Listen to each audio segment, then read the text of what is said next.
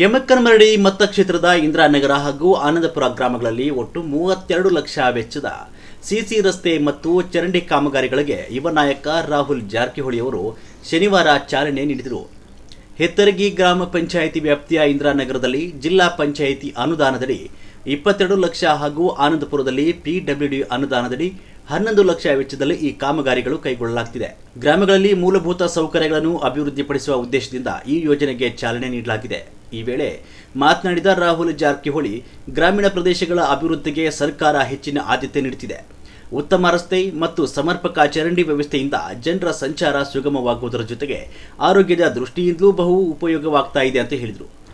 ಗ್ರಾಮಸ್ಥರು ಬಹುಕಾಲದಿಂದ ಈ ಕಾಮಗಾರಿಗೆ ಮನವಿ ಮಾಡ್ತಿದ್ದು ಇದೀಗ ಅದಕ್ಕೆ ಸ್ಪಂದನೆ ಸಿಕ್ಕಿದೆ ಅಂತ ಅವರು ತಿಳಿಸಿದರು. ಈ ಸಂದರ್ಭದಲ್ಲಿ ರವಿ ಜಿಂಡಾಳಿ, ಮಹಾದೇವ್ ಪಟೋಳಿ, ದಸಗೀರ್ ಬಸಾಪುರಿ, ಮಾರುತಿ ಜಿಂಡ್ರಾಳಿ, ಜೋಮಲಿಂಗ್ ಪಟೋಳಿ, ರಮೇಶ್ ದಡ್ಡಿ, ಹನುಮಂತ್ ಗಾಡಿವಡ್ಡರ್, ಅಶೋಕ್ ಸಾಳೆ, ರಾಮಕ್ಕ ನಾಯಿಕ್, ಬಸು ಕೇಸರೂರ್, ಕವಿತಾ ರಾಜಪೂತ್, ಸಂತೋಷ್ ನಾಯಕ್, ಶಶಿ ಹಟ್ಟಿ, ನಾಗರಾಜ್ ದುಂದರ್, ಸಿದ್ದು ಕುಡ್ಚಿ, ಮಹಾರುದ್ರ ತೇರಣಿ, ಶೈಲೇಶ್ ಜೋಶಿ, ಪರಶುರಾಮ್ ಸಿಂಧೆ, ವಿನಾಯಕ್ ಹಳ್ಳಿ ಸೇರಿದಂತೆ ಹಲವರು ಉಪಸ್ಥಿತರಿದ್ದರು.